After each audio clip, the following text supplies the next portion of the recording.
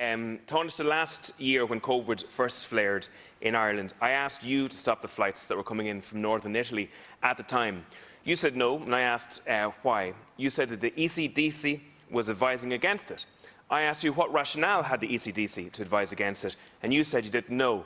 Now, I was shocked at the time that the leader of a country would make a decision of that import without understanding the rationale for the decision. The flights went ahead, the illness was seeded, and we had a massive increase in COVID cases after that. Yesterday, Minister Michael McGrath stated that international travel is not a big contributor to the number of COVID cases in the state, and then in the same breath said that the British variant is now 63% of the COVID cases in this state. It's 333 days since COVID came to our shores. I rang the Department of Foreign Affairs this morning to find out when the details of the new arrangements are going to be published, and they said they didn't know. The new arrangements for protection of the airport. Thank you, Deputy. Tánaiste to respond. Thank you.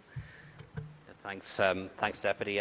Actually, at the time, and I remember it well, the European Centre for Disease Control, the World Health Organization, the CMO at the time, and NEFIT advised against stopping flights from Italy because that sort of action at the time was seen as being ineffective. A lot has changed since then, and a lot of advice has changed since then, and you can go back and check over that if you like from the press conference and so on.